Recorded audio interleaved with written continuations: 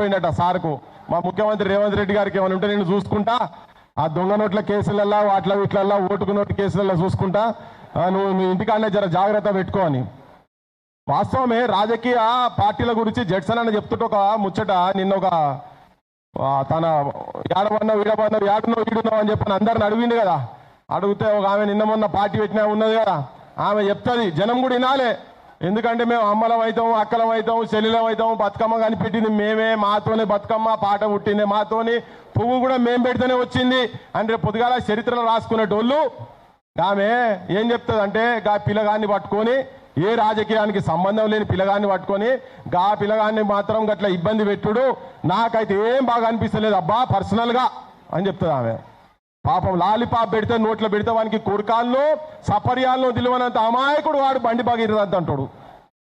అవన్నీ పట్టుకొని మేము ఎంత పెద్ద సర్టిఫికేట్ ఇస్తాం చూడు. అంటే రాజకీయాల్లో రాజకీయ నాయకులు ఎట్లా ఉన్నారు, ఎంత నీచంగా లంకల పుట్టిన అన్ని రాక్షసులే అని చెప్పని వాళ్ళ నాయన ఎట్టయితే చెప్పిండో, నువ్వు కూడా వేరే కాదు తల్లి, నువ్వు కూడా గాడికెళ్ళి వచ్చింది దానివే. ఎందుకంటే ఇన్ని రోజుల తర్వాత కూడా మరి నీకందుకు నిన్ను కూడా అటే అందులో సారదాన్లలో లోపల నూక్తామని ఇప్పుడు ఏమైనా చెప్పిర్రో నీకు తెలియదు, లేకపోతే నువ్వు పొద్దున్న లేస్తే ఇదే కదా, మరి దాంట్లో ఎక్కడ నీ వాటాల్లో వచ్చినో తెలియదు. కానీ నిన్ను చీతు అనుకుంటున్నారు ఆడోళ్ళు మొత్తము. జాగ్రత్త, అన్ని రాజకీయ పక్షాలు కూడా అట్లనే ఉన్నాయి. ఇగో అక్కడ ఒక దిక్కు అట్లుండేది ఉంటే ఒక దిక్కేమో ఇట్లా ఉన్నారు చూడు, ప్రజల పక్షాన నిజమైన మహిళల పక్షాన పోరాటం చేసేటోళ్ళు.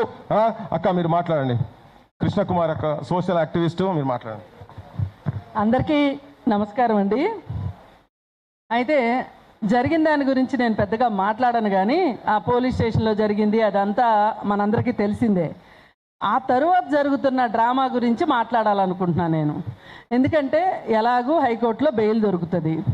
ఈ బెయిల్ తెచ్చుకోవచ్చు, ఎందుకంటే పెద్ద లాయర్ని పెట్టుకుంటాము, బెయిల్ వస్తుంది. కానీ ఈ బెయిల్ ఇచ్చుడు ఎంతవరకు కరెక్టు అని ప్రజలు అనుకోకుండా ఉండాలి అని డైవర్షన్ ఎట్లా చేస్తున్నారంటే, కొన్ని యూట్యూబ్ ఛానల్స్ వాళ్ళని పట్టుకుని, అది కూడా మళ్ళీ మహిళల చేత నిర్వహించబడుతున్న ఛానల్స్ని పట్టుకొని వాళ్ళకి లీకులు ఇచ్చి, ఏంటి ఫామ్ హౌస్కి వెళ్ళినప్పుడు ఆ అమ్మాయి ఏ కారులో వచ్చింది, ఆ అమ్మాయి డ్రైవింగ్ చేసిందా, ఏ డ్రెస్లో వచ్చింది, ఎంత చిన్న బట్టలు వేసుకుంది, అవన్నీ ఆ లీకులన్నీ వాళ్ళకి వెళ్తున్నాయి.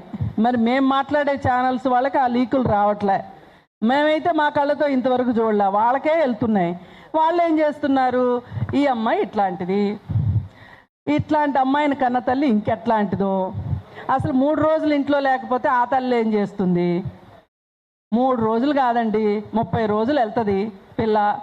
ఏం ఎక్కడ పిల్లలు చదువుకోవడానికి పోవట్లేదా, స్నేహితులకి పోవట్లేదా, వేరే దేశాలకు పోవట్లేదా, అంటే వచ్చేస్తే చేసేస్తారా మీరు? అంటే మనందరినీ కండిషనింగ్ చేస్తుంది సొసైటీని ఈ ఛానల్స్ ద్వారా. ఏమని, ఆ పిల్ల మంచిది కాబట్టి, మంచిది కాదు కాబట్టి ఆ పిల్లకి ఈ మాత్రం శిక్ష వేయడం కరెక్టు. అంటే నిర్భయ కేసులో ఎప్పుడైతే ఆ నిందితులు ప్రవర్తన సరిగా లేని ఆడవాళ్ళని